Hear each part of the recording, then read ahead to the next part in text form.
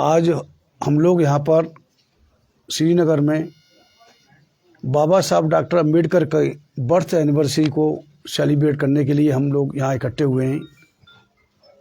बाबा साहब डॉक्टर अम्बेडकर वो शख्सियत हैं जिन्होंने इस मुल्क का दस्तूर बनाया, जिसकी वजह से आज हम दलित और मुसलमान, सिख, ईसाई हम कुछ हद तक खैरियत से हैं। अगर ये दस्तूर किसी और ने बनाया होता शायद हमें जीने नहीं दिया जाता। और आहिस्ता आहिस्ता बाबा साहब डॉक्टर अम्बेडकर के इस दस्तूर को, मुल्की दस्तूर को ख़त्म करने की साजिश हो रही है आरएसएस द्वारा, मोदी द्वारा, बीजेपी गवर्नमेंट द्वारा। बाबा साहब डॉक्टर अम्बेडकर ने जो सबसे बड़ा काम किया, या बाबा साहब अम्बेडकर जिस मुकाम पर पहुँचे, वो अगर उस समय मुस्लिम कायद अगर डॉक्टर अम्बेडकर की मदद न करते तो शायद डॉक्टर अम्बेडकर को वो मुकाम हासिल न होता। सबसे पहले उन्होंने राउंड टेबल कॉन्फ्रेंस में, जब गांधी जी ने कहा कि मैं दलितों का प्रतिनिधि हूँ, तब और रात को आगा खां पैलेस में लंदन में जब मुस्लिम डेलीगेट के पास गांधी जी पहुंचते हैं, वो कहते हैं कि भाई आप मुझे सपोर्ट करो, मुझे दलितों का प्रतिनिधि बनाओ, डॉक्टर अम्बेडकर को मत बनाओ। वहाँ पर सभी ने, जिन्ना साहब थे, दीगर और हजरात थे, उन्होंने साफ कह दिया कि भाई तुम झूठे ही नहीं मक्कार भी हो गांधी, डॉक्टर अम्बेडकर तो पैदाइशी दलित हैं, हम झूठ कैसे बोल सकते हैं, हम अल्लाह के मानने वाले हैं। उस वक्त मुस्लिम कायद ने बाबा साहब डॉक्टर अम्बेडकर का सपोर्ट किया, तब जाके उन्हें राउंड टेबल कॉन्फ्रेंस में बोलने का मौका मिला। और बोलने का मौका मिला तो पूरी दुनिया हिल गई कि हाँ, इंडिया में दलितों के साथ किस तरह का ये हिंदू लोग सलूक करते हैं। तो जिस वजह से, मुस्लिम की वजह से बाबा साहब, और कई बार चाहे पानी पीने तालाब का सत्याग्रह हो या कालूराम टेम्पल का सत्याग्रह हो या जो भी हो, उस में साना बसाना मुसलमानों का सहयोग रहा। अगर वो सहयोग न होता तो बाबा साहब डॉक्टर अम्बेडकर नहीं उतने पॉपुलर होते, न उनको संविधान बनाने दिया जाता। और बाबा साहब डॉक्टर अम्बेडकर ने बखूबी तौर पर जो मसावत का पैगाम इस्लाम के अंदर है, कुरान पाक के अंदर है, मसावत के पैगाम को हूबहू इस देश के कॉन्स्टिट्यूशन में उन्होंने रख दिया। स्वतंत्रता, समानता और भाईचारा, इक्वलिटी, लिबर्टी एंड फ्रेटर्निटी को बाकायदा उन्होंने संविधान में सबको बराबर का दर्जा दे दिया। यहाँ हिंदुओं में आप समझते हैं ग्रेडेड डिग्रेडेशन है, ब्राह्मण सबसे ऊपर है, उसके बाद क्षत्रिय, वैश्य और शूद्र। तो उस सारे को पॉलिटिकली हम सारे जितने भी थे, ये इस्लाम का मसावत का पैगाम ही था कि डॉक्टर अम्बेडकर ने उससे प्रभावित होकर इस देश के, इस मुल्क के दस्तूर में सबको बराबर का दर्जा दिया।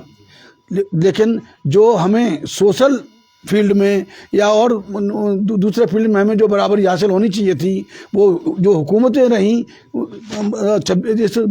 बाबा साहब डॉक्टर अम्बेडकर के दस्तूर को लागू करने के बाद जितनी हुकूमतें कायम हुई इस मुल्क में, सारी हिंदुओं की हुकूमतें थीं। उससे न मुसलमानों को सकून से जीने दिया गया, न दलितों को जीने दिया गया, और पसमानदा को भी उन्होंने कोई हक हुकूक नहीं दिए।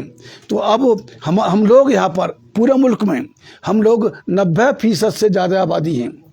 इस देश के जो कदीमी बाशिंदे हैं, मुसलमान अरब, ईरान या पाकिस्तान, अफगानिस्तान से नहीं आया, यहीं का कदीमी बाशिंदा है। अगर कोई बाहर से कोई आया है, अगर गैर मुल्की है कोई इस देश में, तो वो हिंदू है, जिसकी आबादी बमुश्किल 10% है इस देश में। बाहर से, ये मैं नहीं कह रहा, पंडित जवाहरलाल नेहरू ने डिस्कवरी ऑफ इंडिया में लिखा है, पंडित बाल गंगाधर तिलक ने the architect home in Vedas में लिखा है, जो हिस्टोरियन रोमिला थापर, पंडित राम शरण शर्मा, तमाम हिस्टोरियंस ने भी इस बात को कहा है कि जो हिंदू आर्य है यहाँ का, इस मुल्क का कदीमी बाशिंदा नहीं है, वो 4,500 साल पहले भारत आया था। ये जो राम के नाम पे जो फसाद इन्होंने खड़ी की हुई है, राम भी मेरे हिसाब से, जब सुप्रीम कोर्ट में केस चल रहा था तो मैंने अर्जी लगाई कि भाई मुझे भी इसमें एक वादी बनाया जाए, लेकिन सुप्रीम कोर्ट ने एक्सेप्ट नहीं किया। मेरे हिसाब से, और इनके जो सोकाल्ड धर्मशास्त्र हैं हिंदुओं के, उनके हिसाब से देखा जाए तो राम यहाँ पैदा ही नहीं हुए। राम का जन्म, जैसा ये बताते हैं कि त्रेता युग में हुआ। अगर हम ये मान लें कि त्रेता युग में अगर राम पैदा हुए तो द्वापर युग है बाद का, और कलयुग हो गए, मतलब 8,64,000 साल का द्वापर युग निकलता है, और 5,000 साल जैसा ये बताते हैं कि कलयुग में निकलेंगे। इस हिसाब से राम का जन्म जन्म आज से लगभग 8,69,000 साल पहले हुआ, और आर्य आए 4,500 साल पहले, और राम को आर्यपुत्र कहा गया है। और जब 4,500 साल पहले आए हो, जन्म 8,69,000 साल पहले हुआ है, तो राम यहाँ पैदा नहीं हुए। हिस्टोरिकल एविडेंस के अनुसार भी 1835 के बाद में ये सारी राम कहानी अयोध्या का इन्होंने मसला शुरू किया। जो ये हनुमानगढ़ी नाम का कोई एक पेड़ के नीचे मूर्ति लगाई, बाद में चबूतरा लिया, इस तरह सारी फसाद खड़ा करने के लिए इन लोगों ने यहाँ पर किया।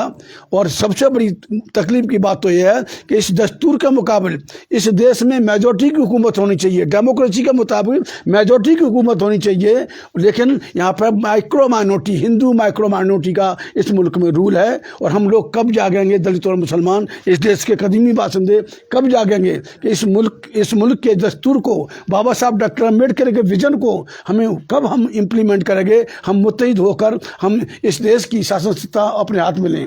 मेरे हिसाब से मैं समझता हूँ कि इस देश में हमें अभी मुकम्मल आज़ादी हासिल नहीं हुई। मुल्क का दस्तूर तो 26 जनवरी 1950 को लागू हुआ, लेकिन मुकम्मल आज़ादी हमें हासिल नहीं हुई, आज तक हासिल नहीं हुई। हमें मुकम्मल आज़ादी, इस मुल्क की मुकम्मल आज़ादी के लिए जद्दोजहद करनी है, सबको मिलकर करनी है। हमें सिर्फ सियासी इत्यादि कायम नहीं करना, सियासी इत्याद से पहले हमें कौमी इत्याद कायम करना है। दलित आदिवासी जो इसके देश के कदीमी बासिंदे हैं, इन ब्राह्मण क्षत्रिय वैश्यों को, हिंदुओं को छोड़कर बाकी सब हम एक हैं, भाई भाई हैं। अगर एक दस्तूर के हिसाब से भी, और मतलब इस्लामिक कानून के हिसाब से भी, और पूरे एक मॉरलिटी के हिसाब से भी हम इस मुल्क के कदीमी बासिंदे हैं। हमें इस मुल्क की आज़ादी की जंग लड़नी होगी, और ये काम अम्बेडकर समाज पार्टी की जानिब से किया जाएगा। और निश्चित तौर से तभी हमारे हकूक़ बहाल होंगे, तभी हमें सुकून से जीने दिया जाएगा। जैसा कि आप बहुत बड़ी गलतफहमी है कि 1947 में मुल्क का बंटवारा हुआ। मेरे हिसाब से मुल्क का बंटवारा नहीं हुआ, मुसलमानों को 3 टुकड़ों में इन्होंने तकसीम किया, जिससे कि ये कभी इख्तियार में ना आ सकें। तो इस तरह से सियासत का हम शिकार हुए। ये मुल्क इनका हिंदुओं की सियासत का शिकार हुआ है, चाहे नेहरू हों, गांधी हों, जो दीगर हों। उन लोगों ने एक सियासत के जरिए मुसलमानों को 3 टुकड़ों में करके हमें हमेशा हमेशा के लिए इस मुल्क की जो हुकूमत थी उससे हमें महरूम कर दिया। तो आज हम 133वां बर्थडे हम डॉक्टर अम्बेडकर का मनाने के लिए यहाँ इकट्ठे हुए हैं। हमें देखिए, यहाँ पर एक मूवमेंट चला जो NRC-CA, जब इस देश का दस्तूर कहता है कि 1947 के बाद जो यहाँ पैदा हुआ है वो यहाँ का नागरिक है, यहाँ का सिटीजन ऑफ इंडिया है। लेकिन अमित शाह एंड कंपनी जो BJP है, RSS है, वो NRC-CA लेके आई। जब NRC-CA का मूवमेंट आप समझते हो कि 7-8 महीने चला, और 7-8 महीने में कैसे चला, उन्होंने डॉक्टर अम्बेडकर को और इस देश के दस्तूर को हाथ में लिया इस देश के मुसलमानों ने, तब वो इतना लंबा इतना संघर्ष चला। हमें भी अपने आप को बचाने के लिए, कौम को बचाने के लिए, मुल्क को बचाने के लिए डॉक्टर अम्बेडकर को और उनके दस्तूर को हमें उसकी हिफाजत करनी पड़ेगी, इसको बचाना पड़ेगा, तभी हम इसमें मतलब रह पाएंगे। जहाँ तक इसका कश्मीर का सवाल है, कश्मीर की हालत से मैं 2006 से बराबर कश्मीर आ रहा हूँ, और पूरे मुल्क में जहाँ भी जाता हूँ, यहाँ की जो हालात हैं, जो हालात किए गए हैं, यहाँ टेररिज्म नहीं है, यहाँ स्टेट टेररिज्म है, सरकारी आतंकवाद का हम लोग शिकार हैं। हमारे मुसलमान भाई जो दीगर से भाई हैं, मैं जहाँ बराबर आ रहा हूँ, कभी किसी को कोई खतरा नहीं है, किसी तरह की कोई प्रॉब्लम नहीं है। ये सरकारी आतंकवाद यही नहीं, पूरे मुल्क में सरकारी आतंकवाद है। अभी देखिए, जिनको हम रहबर आजम कहते थे, ये तो हमारा दुश्मन, तो उनको वो क्या माफिया बताता था, मुख्तार अंसारी को, अतीक अहमद को, और जो एक और थे, सॉरी दिमाग से नाम निकल रहा, मुख्तार अंसारी को, हाँ, मुख्तार अंसारी को रहबर आजम कहा जाता था। वहाँ पे सारा, चाहे हिंदू हो, मुसलमान हो, कोई भी हो, उनके दरबार से कोई खाली हाथ नहीं किया। बच्चों की शादी करवाना, सारा करवाना, मकान बनवाना, ये काम सारा मुख्तार अंसारी का था। तो वो उन्होंने किस तरह से साजिशन जहर दे के मार दिया गया।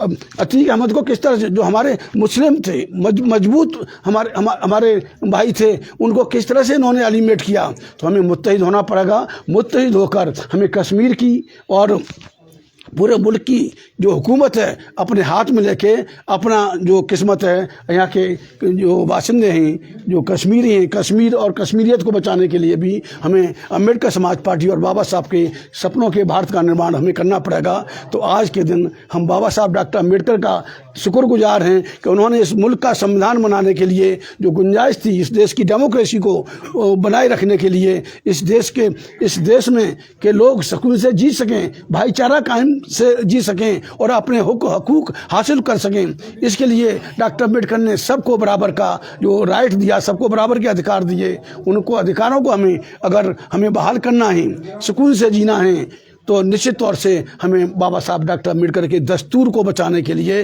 पुरजोर हमें कोशिश करनी होगी। और बाबा साहब डॉक्टर अम्बेडकर को हमें आगे रखकर अल्लाह के बाद में, नबियों के बाद में अगर हम किसी का नाम ले सकते हैं, बराबरी का नहीं है, तो वो डॉक्टर अम्बेडकर ही हैं कि जिनकी वजह से ये मुल्क और इस मुल्क के बासिंदे सुकून से रह सकते हैं। आने वाले इलेक्शन में चूँकि अभी उसका तो मैं अभी कोई नाम नहीं लूँगा, कोई नाम डिक्लेयर नहीं करूँगा।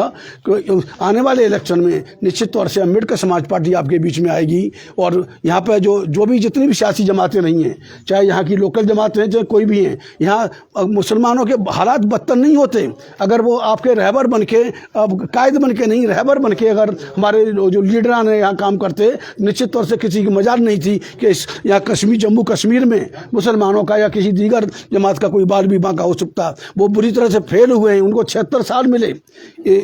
76 साल का आपने वक्त दिया है। जो सोकाल्ड कश्मीरी कायदे हैं, एक मौका आप हमें भी दीजिए, यहाँ पर हमारे भाइयों को दीजिए, 2 भाई बैठे हैं, आप सभी हैं, आप मौका दीजिए। निश्चित तौर से देखिए कि किस तरह से सारी योजनाएं, जो भी सेंटर की योजनाएं जो वहाँ तक नहीं पहुँचती हैं, कागजों में सिमट के रह जाती हैं, सारी योजनाएं बिल्कुल आपके बीच में पहुँचेंगी। और आपके हक हकूक़ में और शाना बशाना हम लोग आपके लिए शाना बशाना अम्बेडकर समाज पार्टी आपके साथ खड़ी रहेगी। इन्हीं शब्दों के साथ एक बार फिर मैं आपको डॉक्टर अम्बेडकर के 133वें जन्मदिन की मैं आपको एक बार फिर बधाई देता हूँ, कॉन्ग्रेचुलेट करता हूँ। धन्यवाद।